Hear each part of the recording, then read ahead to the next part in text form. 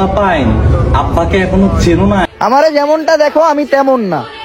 দুবাইয়ের বিশিষ্ট দুধ ব্যবসায়ী অপু আর বাংলাদেশের ওমর অন ফায়ারের মধ্যে লেগে গেল মারামারি। তো আমি চলে আসলাম রেফারি, আর আমি বাংলাদেশের রেফারি হয়েছি বিদায় ওমর অন ফায়ারের আইট কলা বাসটি অপুর পিছন দিয়ে দেওয়ার চেষ্টা করিব। অবশ্যই দুই পক্ষের দোষটা দেখা হবে, কিন্তু ছাপড়ি মাপড়ির কোনো খানা হবে না। সো গাইস, আজকের ভিডিওটা হলো ওমর অন ফায়ারকে নিয়ে, আর আমরাও তৈরি আছি ওমর অন ফায়ারের ব্যানানাটি তার দুধ ব্যবসায়ী গাভীর পিছন দিয়ে দেওয়ার জন্য।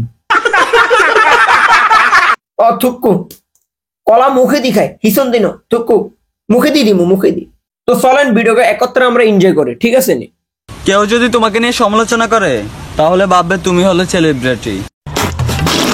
নিজের অসহায় মারে এত এত গালাগালি হুনায় অন্ত নিজের নিজে সেলিব্রিটি মনে করার কেন? তোর কমেন্ট বক্সে ঢুকতে দেওয়া যায় গালাগালি ছাড়া আর কিছু নেই। আর এমন সেলিব্রিটি ভাই আমি জীবনে হইতে চাই না। ওমরের বিশেষ যে দোষটা দেখেন, আমার জীবনে আমি অনেক পাপ করছি, তারপরেও কোনোদিন বস্তির পোলাপানের মতো চুল কালার করি নাই। এতের একটাই বড় সমস্যা হইল গিয়ে এতে বাংলাদেশের ময়লা আবর্জনা লই সঠিক কথা কইতো, আর সঠিক কথা কইবার হরে এসব আবর্জনার গাঁততে লাগি যাইতো।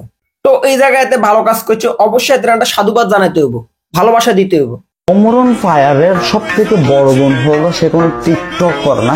ওমর অন ফায়ার টিকটকার নাকি ফিকটকার নাকি ইউটিউবার এত কিছু জানবার দরকার নাই, কিন্তু বিশেষ করে তোকে মতো দুধ ব্যবসায়ী আর বউ ব্যবসায়ী না। এটা হইলো ওমরের বিশেষ একটা গুণ। তো এখানে ওমর জিতে গেল আবার।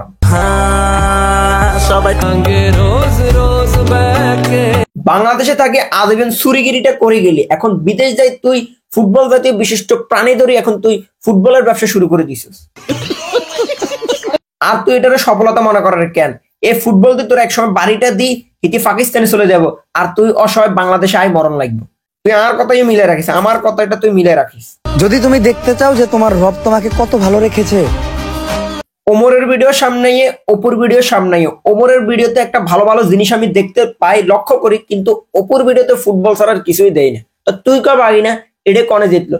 অবশ্যই এটা ওমর জিতে গেল, তোর দোষটা রয়ে গেল। ওমরের আর একটা বিশেষ ভুল হলো এটা, আন্ডা বাংলাদেশে বিশেষ করে বউ ব্যবসা নামে কাপড় ভিডিও বলে চালিয়ে দেয়। আর এটা নিয়ে কথা বলতো ওমর হিল্লি এতে খারাপ হয়ে গেছে, এবং কি হাতে যখনই কাপড় ব্লগার নয় ভিডিও বানায় তখনই হেগো গাঁততে লাগিয়ে যায়। এগো আর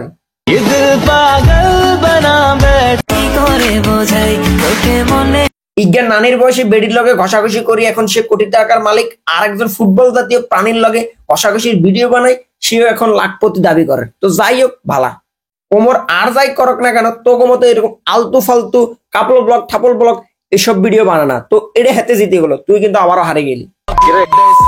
চলতেছে না, অনেক কিছু দেখতেছি। হাতে ভিডিও বানাবার সময় কিন্তু কারো উল্লেখ করি কয় না, ওই কিন্তু তুই করস দেন তোর গাতে লাগিয়েছে, আর তুইও রিপ্লাই ভিডিওটা করে দিছস। তো যাই হোক, ওমরের ঠেলাগুলো তুই নিতে পারবি নি কসা তুই সমঝা? আয় কিন্তু রেফারি তোকে দোনোগার ভালো আছে হিলে, তোর একটা ভালো দিক কইলাম আর কি। পোলাপাইন, তোমরা যারা বলতেছো না যে আমি বিয়ের জন্য তোমাদের আব্বুকে নিয়ে ভিডিও বানাচ্ছি, না না না, তোর কি বিয়ের কোনো সমস্যা আছে না, কারণ তুই তো গালাগালি কিন্তু অভ্যস্ত। যে জিনিসটা তুই গালাগালি বেশি খাবি, সেই জিনিসটা তুই বেশি করে কর, যাতে ভিউজ হয়, তুই আবার একটু ফ্যামিলিটি অর্জন করতে পারস। তোর তো এটা প্রধান লক্ষ্য, এটা আমরা বুঝি, তুই না কইলো এটা বুঝি। নাহলে ওমরা এত ভিডিও বানালো, কারো নাম উদ্দেশ্য করে কইলো না, তোর গাতে লাই গেল, আর তুই ভিডিও বানানো শুরু করলে, এবং কি আবার তোর হলো কথা কথা শুরু হয়ে গেল। এমন ফিট মতরে কি অবস্থা সোনামণিরা? তোমাদের আব্বুকে নিয়ে তো স্পেশাল ভিডিও নিয়ে চলে আসলাম, গিয়ে দেখে আসো। না না না, তোর তো কোনো বিজ লাগবে না, তোর বিজ লাগবে না বেড়া, হিলেতে দাবার দেওয়া রে। আমার টিকটক আইডিতে লিঙ্ক দেওয়া আছে, যাই দেখে আসেন। মানে তোর টিকটকের ফ্যান ফলোয়ার করে লই ধরে ইউটিউবে এই ব্যবসাটা করো রে। আর মানে কি করতাম রে ভাই, সুটিয়ে লাল করে দেবো, নোংরামি বার করে দেবো। এত ধান্দাটা দেখছেন নি?